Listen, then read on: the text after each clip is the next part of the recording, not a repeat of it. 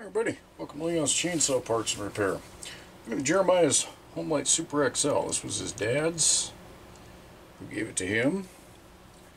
And he said over the years it's been getting harder and harder and almost impossible to start.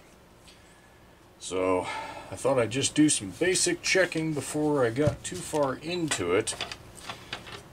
And I wanted to check and see how this blue coil looked, and you guys can see how much gobbledygook, sawdust and oil is accumulated in here.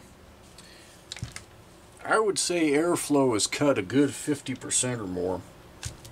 So this is a good example of why I'd say at least once a season you should be pulling your starter covers off, scrape all this crap out, get what you can out of here, and whether you choose to use hot water or cold water, it'll work great.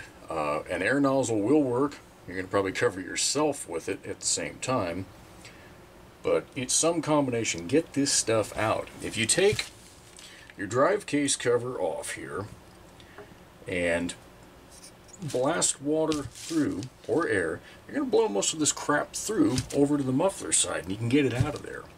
Same thing for around the flywheel right here. If it gets super bad, if you get up with a case where your fuel is boiling, you run it for a while and it starts to die out, and if you have a situation like that, try cracking your fuel cap carefully. Keep your face away from it. My guess is you're going to hear a huge release of pressure. You pop that off when the pressure's gone. If you see the fuel bubbling in there, the air gap between the tank and the crankcase is completely caked with junk. You've got to pull your flywheel and get all that stuff cleaned out of there. Once you do that, and air can get through there so that the tank doesn't heat up with the rest of the saw, it'll be good. But anyway, I want to go through, I'm going to clean this out, and I mean, I have my suspicions as to why a saw would progressively get harder to start. The fuel hose is good, and it's clean inside that air box. I'm seriously impressed there at how clean that is. So I would assume it's carburetor stuff, but being a blue coil, we could also have a weak spark there. I was having trouble at first getting a spark to register with my tester, but then that muffler's kind of rusty, so I may not have had a good ground. So anyway, we'll clean it up, we'll come back, do a little more diagnosis. Okay, it's quite a bit different. I've gone through, cleaned everything up. Spark looks great. That coil doesn't look that old. If it's original to the saw, I'd actually be surprised. I'll bet it's been replaced along the way somewhere. The carburetor diaphragm, the fuel inlet diaphragm, connects to the inlet arm, was a little bit stiff. Stiff enough that I'm going to gamble. I believe that was the problem. So I put a full kit in it, obviously. Yeah, fuel hose looked good. Filter was questionable, so I put a new filter, an upgraded filter. It's a lightly used one. I don't throw anything away if it's worth a damn. So, yeah, got fuel in it. This is going to be a true cold start. I'm not going to bother putting that choke rod cotter pin back in place just in case something is still goofy here and I've got to take that off again. But let's see if she'll fire up and run.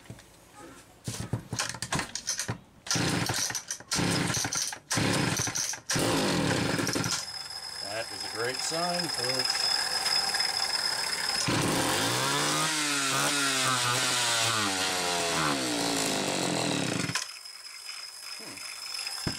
Not as good a great sign.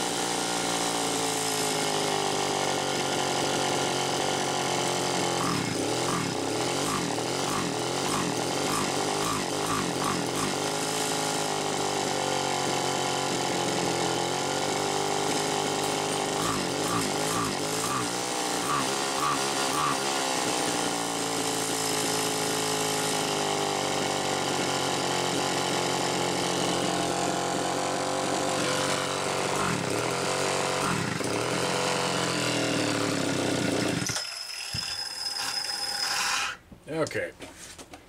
So you guys see how I was chasing the tuning? It'd be good, move it around, then it would go bad. Be good, change it again, move it around, go bad. Pretty sure there's an air leak somewhere.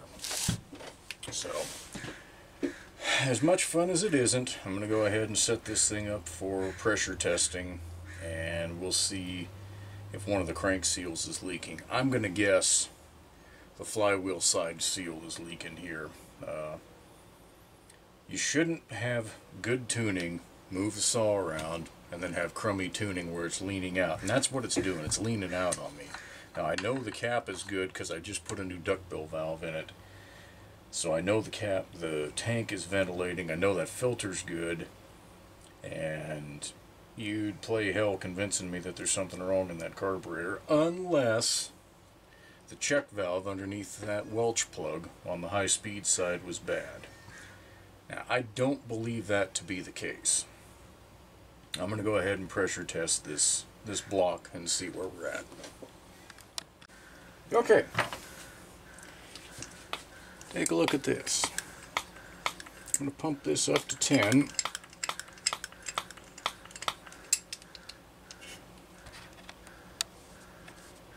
There you go. See how it's dropping fairly quick there. If I keep my finger off the trigger, it'll drop less. But it's dropping pretty quick. There's a leak somewhere. I've checked my block off rubbers. They don't appear to be leaking. So I'm going to make the bold prediction that it's the flywheel side. Because in my experience, that's where it usually is. Now, there's no better way for me to be wrong than to say, hey guys, I'm on video, this is going to be right. So let's not be surprised if it's the clutch side. You guys see all the sawdust and crap I'm wiping away from here. Now granted, this saw was caked in it, but there's some reason for the congregation around there. So I'm going to pump this back up to 10. Okay. Let's see what we see. See, I told you. That's all I have to do to be wrong. Just say it on video.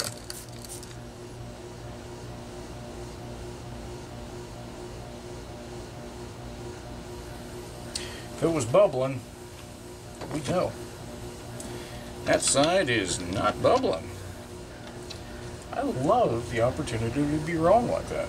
It warms my heart, really, it does. In all seriousness though, the vast majority of failed crankshaft seals I have found are on the flywheel side. And I have a theory about that. It is just that, it's a theory. But on the drive case side, you got chain oil all over. I personally think that keeps the seals lubricated better.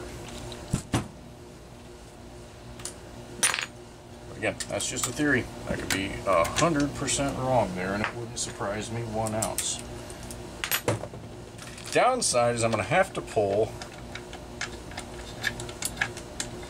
a lot of stuff.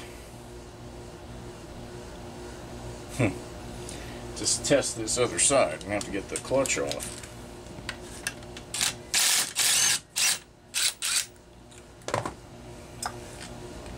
And I'm going to try and cheat and take a shortcut, which means because we're on video it's not going to work, but I'm going to try it anyway. I'm going to attempt to hold. Damn it. Oh, you gotta be kidding me. Suppose that means the whole. Goody. The retainer. That. One of these wore out and then it stripped the threads, so I made my own bolt, but I have never cut a groove for a retainer. So when I forget and pick it up like that, it sends it flying. I'm going to attempt to hold the clutch Just using this on the flywheel and set the flywheel on its keyway. And probably a fool's errand, but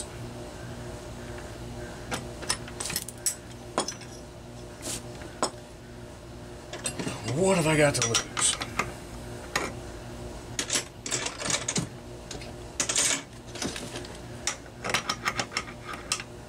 So, in the past, I've recommended the replacement tool there, that craft tool on eBay. There's a fella out of Washington that sells those. And I bought one. I tried it out. It's buried somewhere in a box up there. But it worked okay. It was an aluminum body, which is, you know, a cheaper way of making one. But it held up okay. It would remove a clutch. And my customers the other day is like, hey man, wow, that clutch was loose. Never had one that loose. What the hell are we going to find back here? Anyway, he said, hey, you know, I bought that one you recommended, and he's like, I put a little torque to it, and immediately it just fell apart. Well, shoot. And he sent me a picture of it, and it tore that aluminum body out. Now, I haven't gotten a follow-up email as to whether the seller made good and replaced it, or what happened there, but those are the only reproduction clutch tools that are out there, and finding new Homelite ones like these here is, I mean, it took me the better part of a decade to collect these ones that I've got. And that was buying out old dealer inventory, you know, where this stuff had sat on their shelves for 30 years and just never got used. So I don't know, if those aftermarket ones aren't any good, that means you're basically stuck making your own at home. So I don't know. I honestly don't know what to say there. I'm pulling the automatic oil pump right now, or attempting to. She is stuck in place. There it goes. Alright. Now, for what it's worth, I see a little wet around that seal. And I don't know what that means. Could mean that when I hosed it off, it's still wet up in there. I don't know.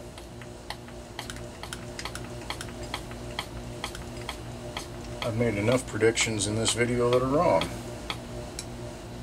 That is leaking fast. I guess I have to check that connection. Nope, it's not that.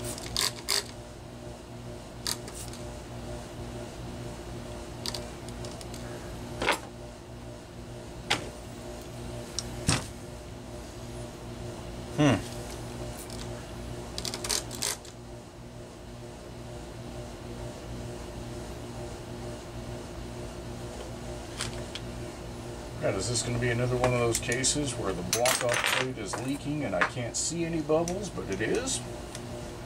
Getting kind of tired of this.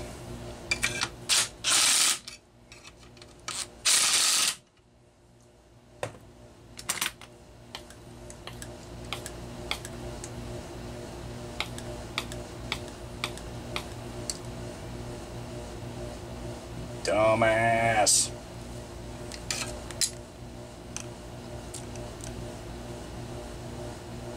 Must have been leaking at the bottom where I couldn't see the bubbles. So the good news is I don't charge customers for diagnostics that don't need to be done. So, you know, we got that going here. But the really good news, all smart ass stuff aside, we know these seals are good. So, and that gave me a chance to inspect the clutch and behind the flywheel, and I see that there's still a little more junk that needs to be blown out of here. That actually, that's like fur. I don't know. Maybe this thing ate a mouse. Alright, so with that in mind,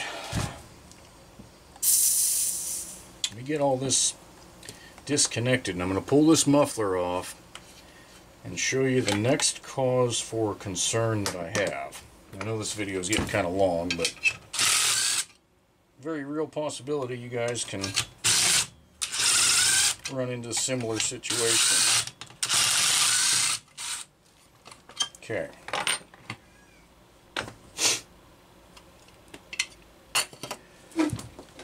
I'm allergic to Homelite mufflers. Okay.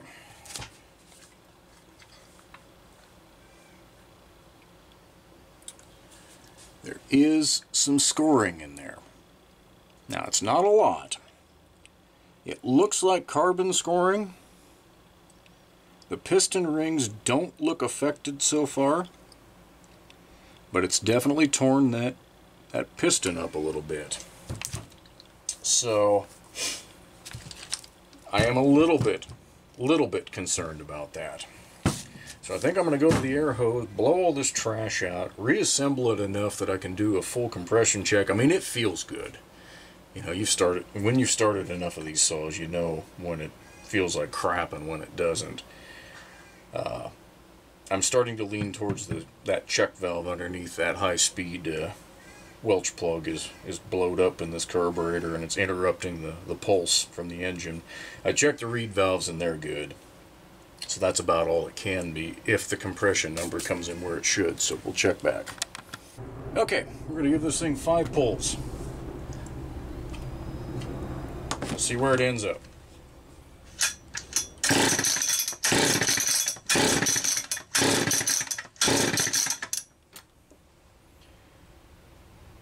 That's a good number. About 132. If I read that right. And I think I did. 10, 20, 30, yeah, about 132. More than enough to run. More than enough. And more than enough to run right with power. So, I am left to conclude that there's still something in that carburetor, and because everything else looked good, I'm going to drive that Welch plug out and I'm going to replace that check valve, and we'll see if it does it.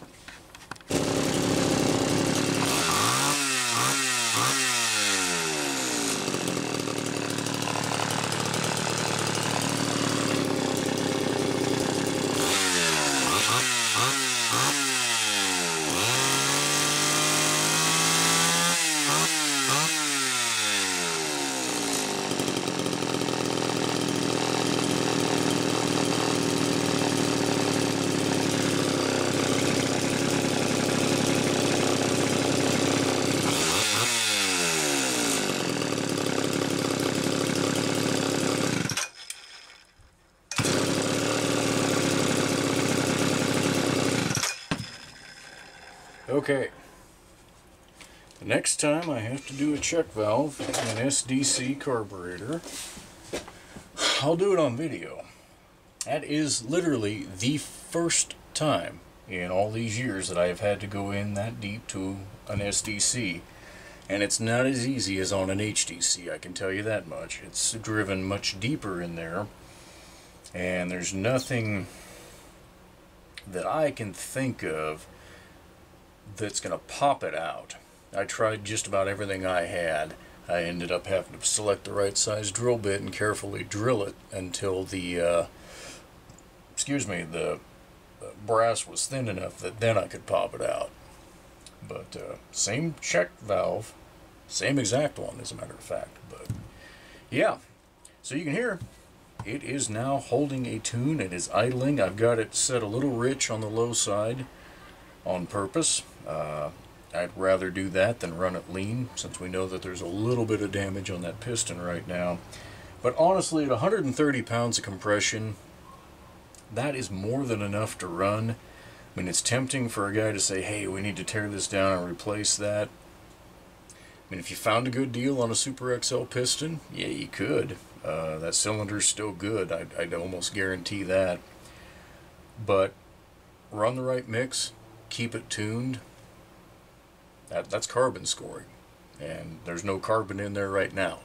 So if the saw is tuned right and run with quality oil and all that, yeah, there shouldn't be any more trouble. So I want to do the customary on this, let it sit for a couple of days and see if the gremlins develop that aren't appearing right now. Otherwise I'll get it drained and heading back.